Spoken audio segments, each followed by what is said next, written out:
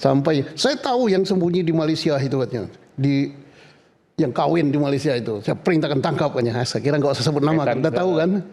Tata kelola minyak, oke. Jadi Berarti di Malaysia dong, Pak? di Malaysia disebut. Riza Khalid di Malaysia? Nggak, aku nggak nyebut nama gitu.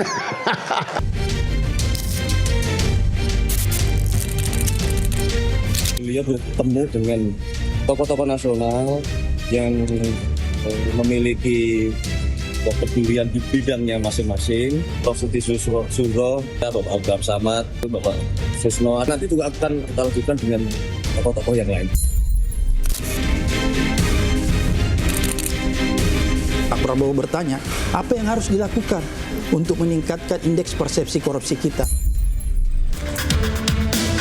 MBG dia singgung. Sampai berapa kali dia nyalon presiden dengan pasangan siapa dia singgung. Kemudian bagaimana beliau berpasangan dengan Gibran dia singgung juga. Tokoh-tokoh itu mengatakan bahwa sekarang waktunya kedaulatan rakyat kembali. Pak Prabowo sekarang menempatkan dirinya untuk menjadi kawan bagi semua orang. Kelihatan ya, menunjukkan bahwa Pak Prabowo ingin mengatakan ada satu gebrakan yang bakal ditindaklanjuti. Sejumlah oposan bertemu dengan Presiden Prabowo, keluar dari Kertanegara senyum. Setelah oposisi pasti dapat posisi. Lalu perlu menerangkan pada publik isi pertemuannya ABCD.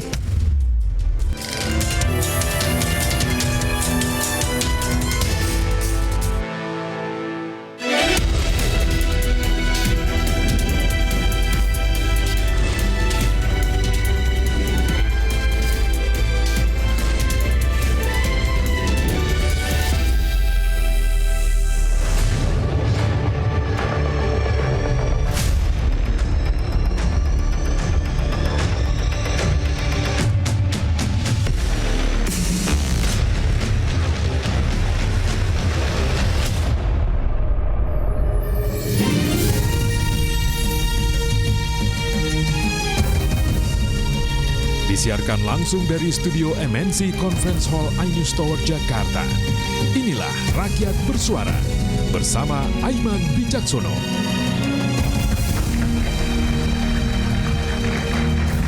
Presiden Prabowo Subianto menjamu tamu tak biasa di Kertanegara, Jakarta. Ketika nyaris tak ada oposisi, sejumlah tokoh kritis diundang membahas isu strategis. Apa langkah tersebut upaya menolak tudingan anti kritik atau menyatukan irama demi kedaulatan negara. Saya Aiman Wicaksono, inilah Rakyat Bersuara. Saya akan langsung manggilkan narasumber Rakyat Bersuara pada malam hari ini, Kepala Staf Kepresidenan, Bung Muhammad Kodari. Selamat malam, Pak Kepala. Bung Kodari, luar biasa. Terima kasih Bung Kodari. Selamat malam. Yang tidak pernah berubah, walaupun jadi pejabat sekarang tetap begini-begini aja. Thank you. Nah, mungkin bukan bajunya yang berubah tapi jabatannya. Oke. Kemudian Direktur Eksekutif Lingkar Madani, Bung Ray Rangkuti. Selamat malam Bung Ray. Nah, ini juga. Selamat malam. Oke, luar biasa. Silakan Bung Ray. Saya panggilkan pakar komunikasi sekaligus politisi, Bung Ade Armando. Selamat malam, Bung Ade.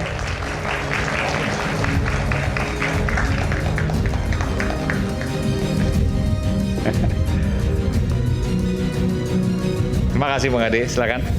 Kemudian Kabares Krim Polri periode 2008-2009, Komisaris Jenderal Polisi Purnawirawan Susno Duaji.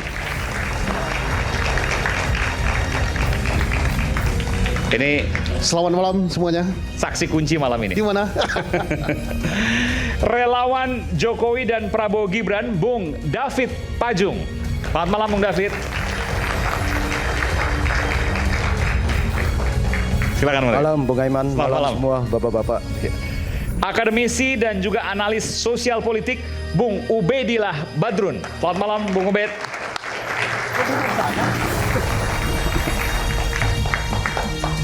Selamat malam. Selamat malam, Bung Ubed. Kemudian pakar komunikasi politik Profesor Lely Aryani. Selamat malam, malam Bunda Lely. Selamat malam semuanya, narasumber. Dan juga pengamat politik kebanggaan kita, Bung Boni Hargens. Selamat malam, Bung Boni. Oke, saya langsung ke Pak Susno. Pak Susno, Tadi Pak Susno sempat bocorin dikit. Yang lain juga, Bung Abraham Samad juga sempat ke sini. Kemudian juga Pak Said Didu sedikit-sedikit bicaranya kelihatan banyak yang rahasia. Apa sih yang dibicarain Pak Prabowo dengan Pak Susno, Mbak Siti Zuhro, kemudian ada Abraham Samad ya, Bang Abraham Samad, lalu kemudian ada Bung Said Didu, Saganda. Bung Saganda, berlima ya? Pak Saganda, kemudian satu lagi si 7, oke. 6 Pak. Pak Ugro nggak datang waktu itu ya? Pak dia ordal.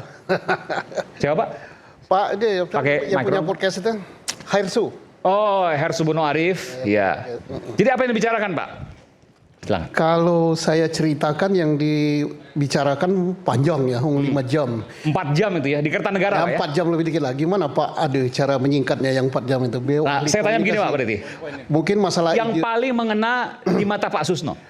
kalau saya simpulkan masalah ideologi ada, politik, ekonomi, sosial, budaya, lengkap. termasuk pertambangan, pertahanan, keamanan ada, termasuk masalah nasional dan internasional karena board of peace itu internasional ya. Oke, saya langsung aja kalau gitu saya tanya langsung Pak. Soal kedaulatan negara, apa yang disampaikan? Beliau contohkan kedaulatan negara bahwa negara seperti tidak berdaulat kalau di hadapan oligarki. Beliau sadap itu ya. Pak Prabowo menyampaikan sendiri oligarki bahasanya. Bahasanya oligarki. Oke. Jadi beliau sadap Menarik. karena beliau kan kita pertemuan itu jangan dikira saya presiden ini sibuk tidak mengikuti medsos katanya. Nah, jadi itu yang mengatakan bahwa kedaulatan diambil oleh oligarki itu beliau. Nah, contohnya apa? Di bidang pertambangan, kemudian di bidang perkebunan dan termasuk juga di bidang kredit perbankan dan sebagainya. Nah, itulah yang beliau tertibkan sehingga program-program beliau itu adalah untuk rakyat gitu, mengarah kepada gelaurat. Kemudian diantar pula dengan pembukaan pertama membangkitkan nasionalisme kita. Untuk apa kita ini? Berbeda boleh, tapi persepsi kita itu adalah untuk negara dan bangsa. Nah, itulah yang diarahkannya. Nah, kemudian pembicaraan berkembang karena kayak TikTok gitulah.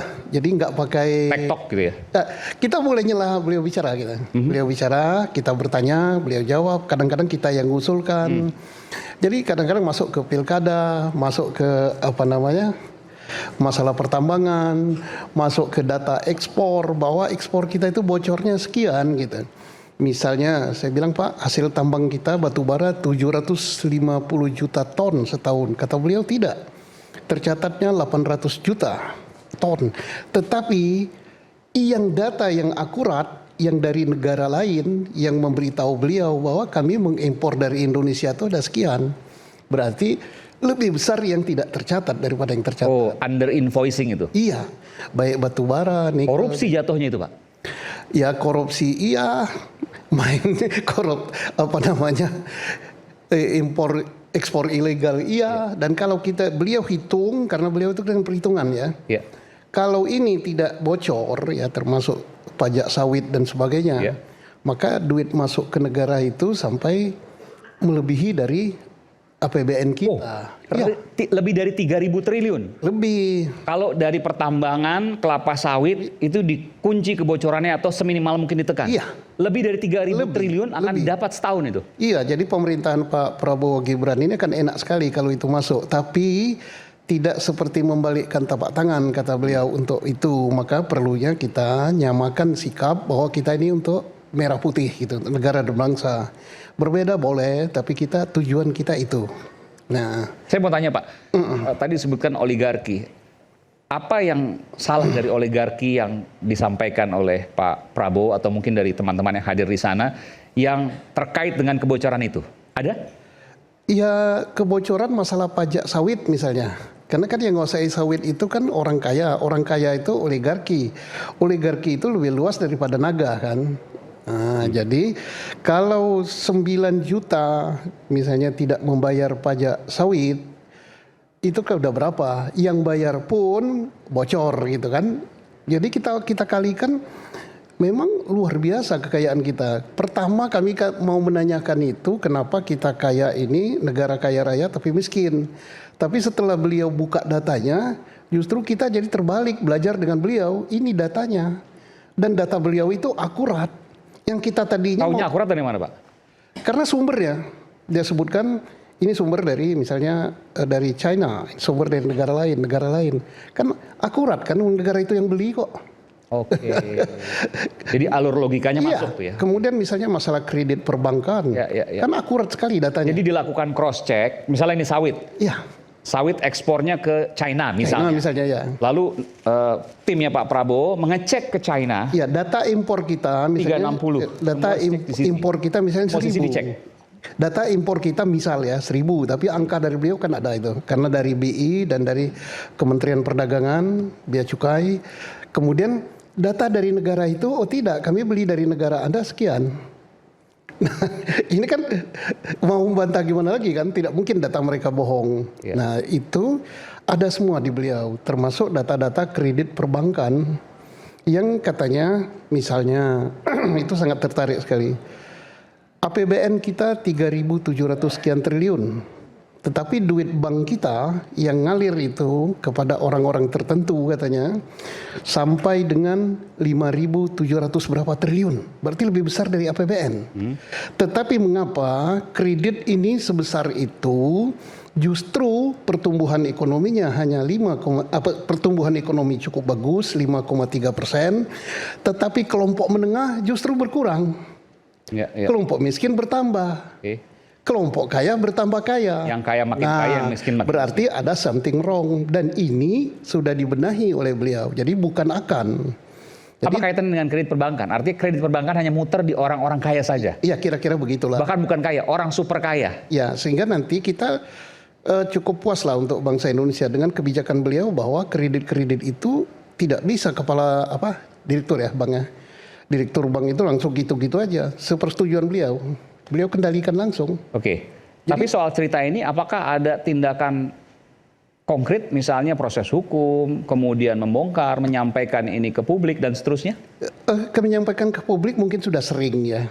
Tetapi kadang-kadang telinga ini terlalu banyak informasi di luar, kita nggak dengar gitu. Tapi begitu kita dipanggil, beliau cerita, kemudian beliau mendengarkan, ini suatu komunikasi yang sangat-sangat bagus. Cuma data detailnya kan kalau Bapak tadi saya dengarkan, Ya. Kalau Pak Susno dan kawan-kawan tadi terkejut, artinya memang belum pernah diungkapkan data-data itu. Oh mungkin sudah sering, tapi saya yang telinga saya mungkin nggak dengar gitu kan, karena terlalu banyak hoak-hoak yang saya terima gitu kan. Tapi kalau ini kan tidak hoak ya, data beliau paparkan dan hebatnya itu yang presentasi beliau sendiri kok. Jadi tidak nyuruh menteri, ini menteri justru duduk manis begini di belakang gitu. Beliau sendiri yang pakai. Ada menteri? Ada menteri pertahanan, ada menteri luar negeri, ada menteri sekretaris negara, ada badan komunikasi apa? Badan komunikasi pemerintah. Kepresidenan, ada juga wamen gitu, banyak gitu. Oke. Tapi yang presentasi beliau langsung gitu. Jadi hebatnya beliau gitu. Data di luar kepala semua. Enggak. Ada di situ. Tapi sistematisnya ada di sini. Langsung dia keluarkan slide nomor sekian, keluarkan slide nomor sekian. Oke. Jadi luar biasa. Artinya itu sudah sering dipresentasikan. Hanya mungkin sampai ke saya, sampai dengan teman-teman itu kurang. Dan ini model komunikasi ini bagus. Dan pada waktu penutup itu kita katakan, Pak ini bagus sekali. Ini kami baru mendengar. Yang tadinya misalnya persepsi kami terhadap badan perdamaian itu negatif, tapi setelah Bapak paparkan mengapa itu dibentuk dan sebagainya, itu bagus sekali.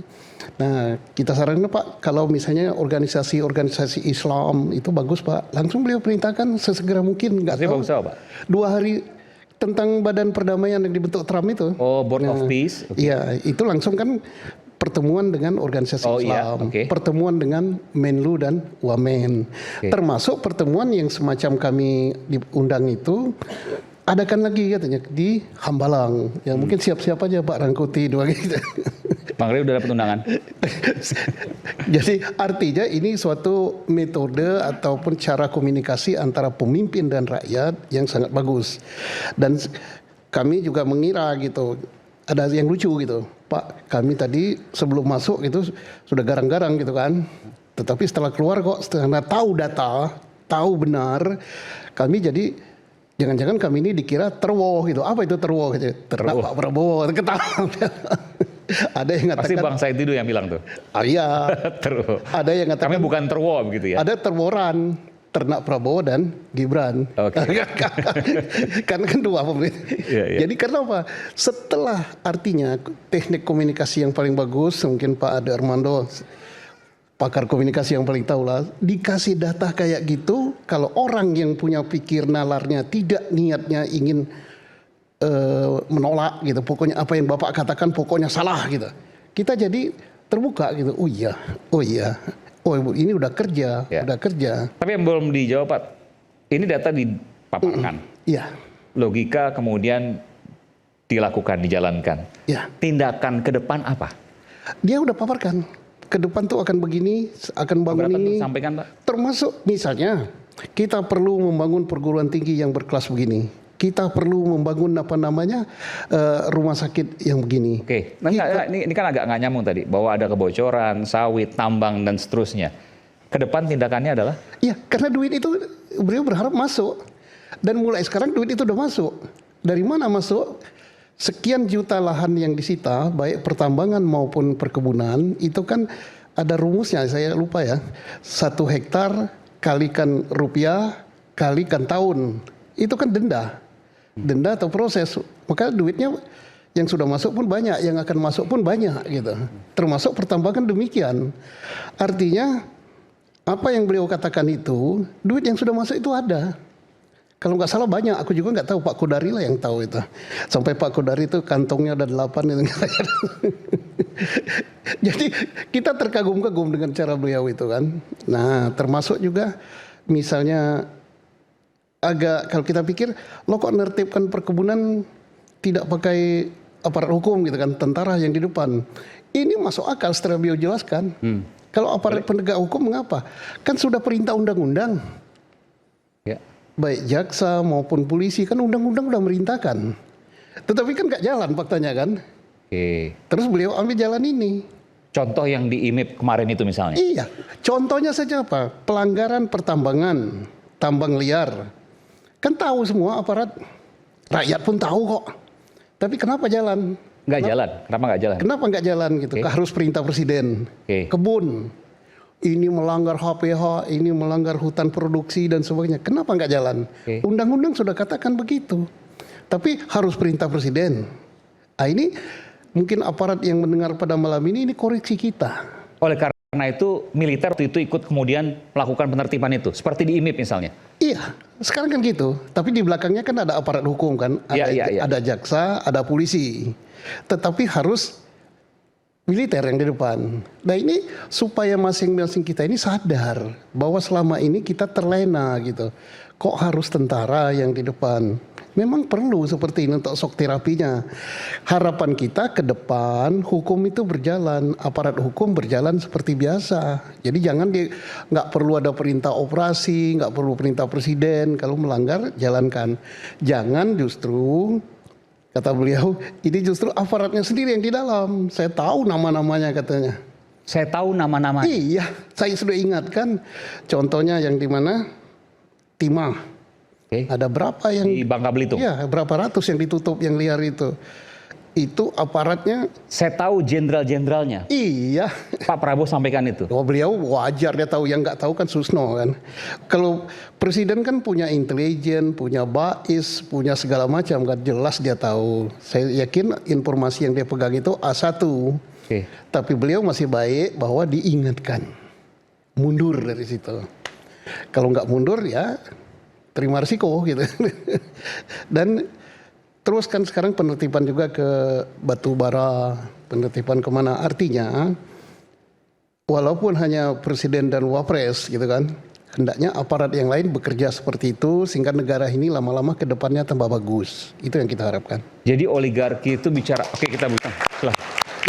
Jadi oligarki itu bukan bicara hanya pengusaha, tapi main mata antara pengusaha dengan aparat penegak hukum. Bukan main mata, tapi berserikat gitu. Berserikat. Luar biasa. Dan itu terjadi, Pak Presiden tahu siapa pengusaha besarnya, tahu. siapa aparat penegak Siapa yang hukumnya, main. siapa jenderalnya. Ya. Saya nggak menanyakan tentu di sini Pak, Ya. tapi sempat disebutkan nama-namanya Pak? Ada yang disebut ada, tapi tidak ini ya, tidak Iya, kita paham. sampaikan di sini. Baik pengusahanya maupun Iya. aparat penegak hukumnya. Ya pokoknya beliau tahu lah, gitu. Bahkan sudah kasat mata lah gitu. Nah jadi kesempatan ini kepada teman-teman saya, walaupun yang masih aktif gitu atau yang sudah pensiun, sudahlah kita sudah waktunya. Mumpung presiden kita serius untuk mendharma baktikan jiwa raganya pada negara, sampai beliau katakan, saya ini udah 75 loh, buat apa lagi kalau bukan untuk negara dan bangsa. Nah kalau beliau sudah gitu, mestinya kita ini yang nggak tahu, yang sudah pensiunnya jangan-janganlah masuk ke situ gitu. Ya.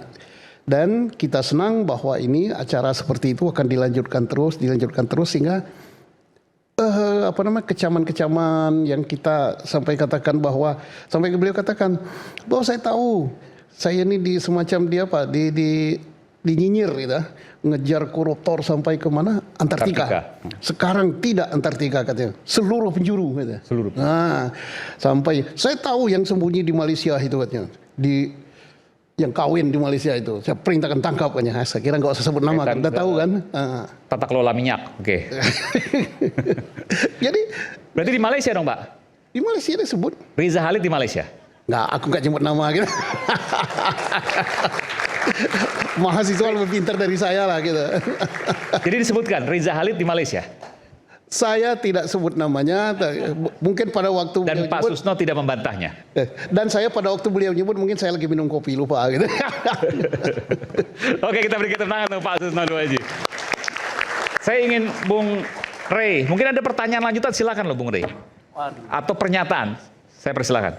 Nggak ada pernyataan, nggak ada juga pertanyaan. Oke. Biasanya, atau jangan-jangan udah dapat undangan jadi nggak bertanya lanjut?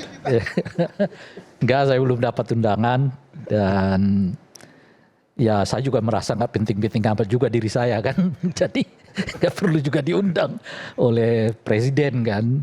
Kalau kita ini kan pemain pinggiran yang sangat pinggir sekali gitu. Jadi ya sayup-sayup aja gitu. Jadi nggak merasa menunggu undangan, nggak merasa penting, nggak merasa ini segala-segalanya. Dan oleh karena itu nggak kepikiran juga sama saya bahwa saya akan dipanggil presiden. Tapi kalau tadi Anda dengarkan apa yang disampaikan Pak Susno, itu cukup mengejutkan bagi saya. Saya agak merinding juga untuk mendengarkannya. Itu hal yang positif ya? Sebetulnya kan kalau soal urusan mengungkapkan ini itu udah biasa kita dengar dari Pak Prabowo kan. Mau ini, mau itu, mau ini, mau itu dan seterusnya gitu. Kadang-kadang malah nggak diucapkan, ada juga kayak BOP ini kan nggak pernah diucapkan, tiba-tiba udah gabung aja sama Trump kan. Dan gentengisasi kan nggak pernah diucapkan kepada publik, tiba-tiba ada aja jadi gentengisasi dan sebagainya gitu. Tapi yang paling penting bagi saya sekarang itu bukan apa yang diucapkan oleh para politisi, bukan hanya soal Pak Prabowo ya, secara umum adalah para politisi kita. Apalagi menjelang pemilu ataupun pilkada, ungkapan-ungkapannya akan selalu manis dan sebagainya gitu.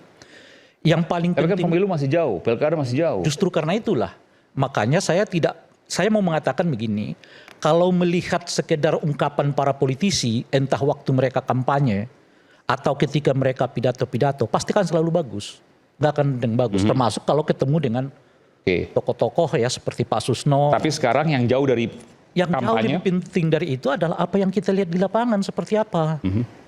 Misalnya soal menangkap para mafia oligarki yang disebutkan itu tadi. Siapa sekarang?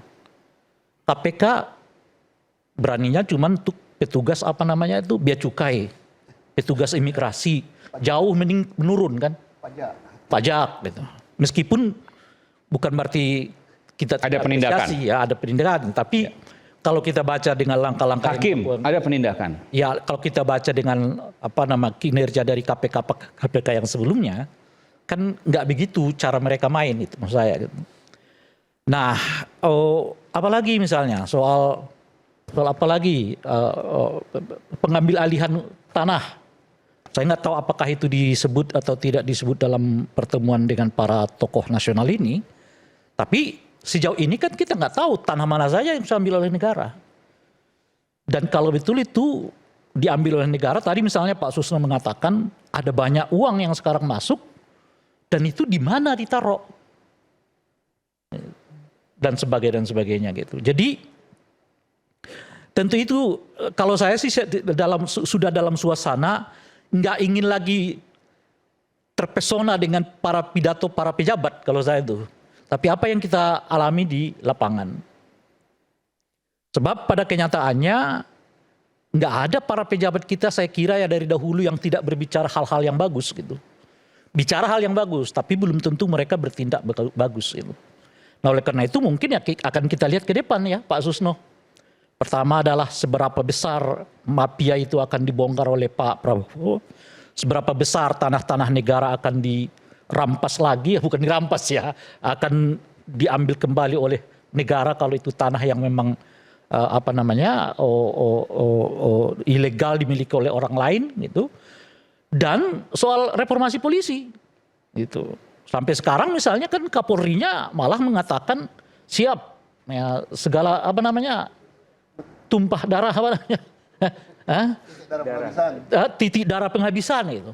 Saya nggak bisa membayangkan ada pejabat negara yang berbicara institusinya dengan istilah sampai titik darah penghabisan yang itu seolah-olah berhadapan dengan sebuah badan yang dibentuk oleh presiden. Kan badan reformasi itu kan dibentuk oleh presiden. Di mana salah satu anggotanya itu adalah Kapolri sendiri. Tapi Kapolri justru mengatakan kita siap sampai titik darah penghabisan mempertahankan bahwa institusi polisi itu harus berada di bawah presiden. Gitu.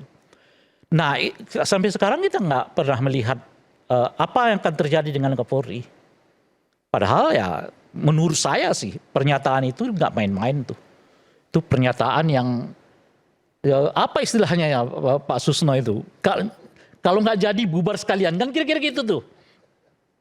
Kalau sampai titik darah penghabisan kan begitu tuh. Nah itu beberapa hal yang lain. Mungkin hal yang lain yang perlu kita ingatkan adalah betul bahwa komunikasi yang dilakukan oleh Pak Prabowo kepada banyak orang itu pada tingkat tertentu tepat gitu. Tapi pada saat yang bersamaan mungkin ancaman-ancaman terhadap apa yang Pak Prabowo sebutkan misalnya agen asing, ya, anti asing itu menjadi menjadi kabur. Sekarang misalnya kalau beliau sering mengatakan ada anti asing.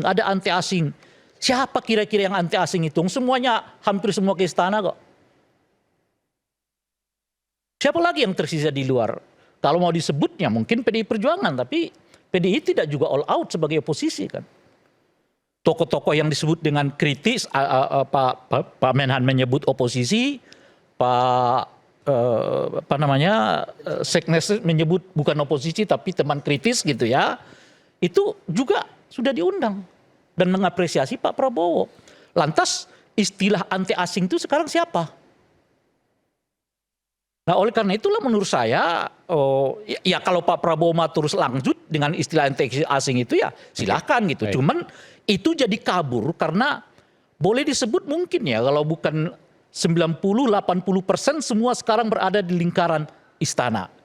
Dan yang 20%-nya menurut saya lebih banyak fokusnya itu kepada Gibran. Bukan kepada Pak Prabowo. Apa contohnya? Iya kan misalnya soal ijazah palsu. Kan itu Gibran dan Pak Jokowi. Belum ke Pak Prabowo tuh. Nah soal mafia yang disebutkan tadi itu.